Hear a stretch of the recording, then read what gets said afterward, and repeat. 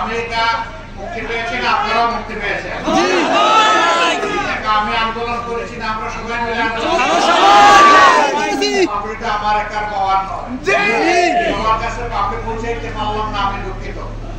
আশপাশে যারা ছিলেন তাদেরকে একটু দেওয়ার চেষ্টা করেছি, বাকিরা এটা কবুল করে নেবেন ইনশাআল্লাহ। পিরোজপুর জেলা আমাদের একটা আবেগের জেলা, পিরোজপুর জেলা একটা সৌভাগ্যবান জেলা। এই জেলাকে আল্লাহর এক বান্দার কারণে সারা বিশ্বের মানুষ চিনে। তার নাম কি বলেন তো? আল্লাহু আকবার। প্রিয় সরকারিবাসী, আল্লাহ তাআলার শুকরিয়া আমি আদায় করছি যে সেই পূর্ণ জায়গাতে আল্লাহ তাআলা আজকে মুক্ত আকাশের নিচে আমাকে দাঁড়াবার তৌফিক দিয়েছেন। আমিন। আজ থেকে 1 বছর 6 মাস আগে এটা কল্পনাও করিনি। এরকম রাস্তা দিয়ে আমি ঘুরেছি, কিন্তু একা একা ঘুরেছি, সাবধানতার সাথে সতর্কভাবে ঘুরেছি। কোনো সময় অনাকাঙ্ক্ষিত লোকের মুখোমুখি হয়েছে। দেশ থেকে বিদেশে সফর করতে যাব, সেখানে আমাকে আটকানো হয়েছে। আমার পাসপোর্ট 2 বছর দেওয়া হয় নাই। আমাকে যুদ্ধ করে, লড়াই করে আইনের মাধ্যমে পাসপোর্ট পেতে হয়েছে। আমি কি চোর? আমি খুনি? তাহলে একজন নাগরিক হিসেবে আমার পাসপোর্ট আমি পাইনি কেন? আমি পাইনি গরম ভাতে বিলাই ভেজা। যে ভাতটা খাবে তার জন্য গরম হলে ভালোই লাগে, কিন্তু বিড়ালের যে মুখ পুড়ে।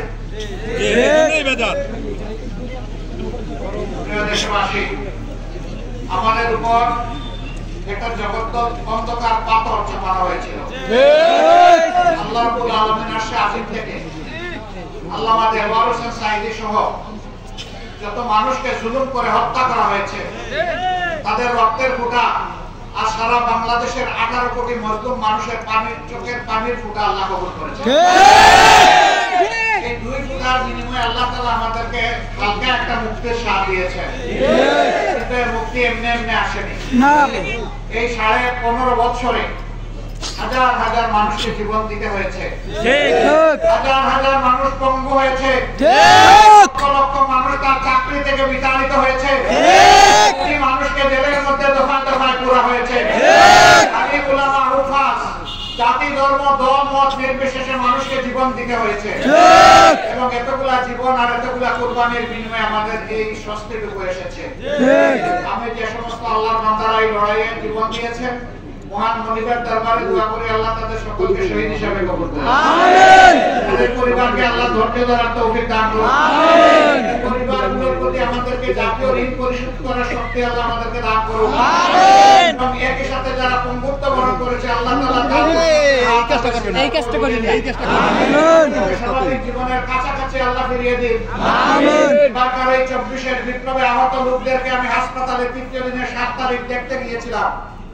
কারো হাত নাই, কারো 2 চোখ নাই, কারো 1 পা নাই, কারো 2 পা নাই। আমি তাদের শয্যার পাশে বিছানায় বসে জিজ্ঞেস করেছিলাম, তোমার কেমন লাগে? বলে যে আমি খুশি, আলহামদুলিল্লাহ। তোমার এই পা কাটা হাত নিয়ে তুমি খুশি? বলে অবশ্যই আমি। ভাই তুমি মোবাইলটা দেন। আমি জিজ্ঞেস করলাম কেন তুমি খুশি? বলে যে আমি স্বাধীন হয়েছি, দেশ স্বাধীন হয়েছে, আলহামদুলিল্লাহ। হাতের বিনিময়ে, পায়ের বিনিময়ে, চোখের বিনিময়ে দেশ স্বাধীন হয়েছে। খুশি আমার কিছুই হতে পারে না। মোবাইলটা কই সাইডে দাঁড়াতে দিয়েছে। বলেছি ভাই কি তুমি তো আর আমাদের জাতির প্রয়োজনে সাইডে কোন দিকে? ঠিক। আমি কেন পারবো না? আল্লাহ তো আমার এক হাত এখনো রেখেছেন, এক পা এখনো রেখেছেন। জাতির প্রয়োজনে ওই হাত এবং ওই পাও আমি আল্লাহর দরবারে দিয়ে দেব। এই সমস্ত মানুষকে গভীর শ্রদ্ধার সাথে স্মরণ করি। এই বিপ্লব কোন দলের নয়, কোন দলের কৃতিত্ব নয়, গোষ্ঠীর কৃতিত্ব নয়। ঠিক। আমরা রাজনীতি করি, আমাদের কৃতিত্ব না। ঠিক ঠিক। মূলত আল্লাহ তাআলার কৃতিত্ব। ঠিক। মেহরবানি করে এই মুক্তি আমাদেরকে দিয়েছেন। আর জমিনের কৃতিত্ব 18 কোটি মুসলিম মানুষের। ঠিক ঠিক। কৃতিত্ব আমাদের যুব সমাজের। ঠিক। তরুণ যুবকরা যারা নেতৃত্ব দিয়েছে, আমরা বুক উজাড় করে তাদেরকে ভালোবাসা দিচ্ছি, আমরা তাদেরকে সম্মান করি, আমরা তাদের কাছে কৃতজ্ঞ, আমরা তাদেরকে স্যালুট জানাই। ঠিক ঠিক। একবার এক সন্তানকে গণসংবর্ধনা দেওয়া হচ্ছে তার কৃতিত্বের জন্য, একাডেমিক প্রাতিষ্ঠানিক কৃতিত্বের জন্য, তার অনেক প্রশংসা করা হচ্ছে। বাপ পাশে বসা কেউ চিনতেছে না, বাপ সেখানে বসে বসে চিন্তা করতেছে, হায় রে সন্তানটা আমার এতবার তার কথা বললো, আমার কথা একবার কেউ বলবো না। যখন তার হাতে ক্রেস্ট তুলে দেওয়া হবে, একজন সাধারণ মানুষ দাঁড়িয়ে বললো, আমার একটি কথা আছে আপনাদেরকে শুনতে হবে। সবাই তো বাপ, তিনি আবার কি কথা বলবেন?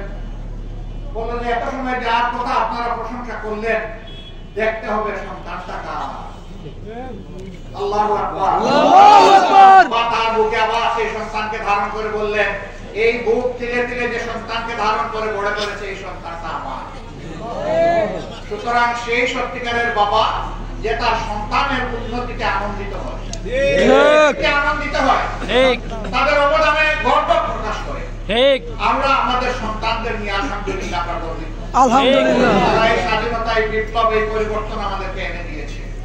আল্লাহ তাআলার দরবারে দোয়া করি, আল্লাহ তাআলা আমাদের সন্তানদের অন্তরে ঈমানের নূর এবং গভীর দেশপ্রেম দান করুন। আমিন।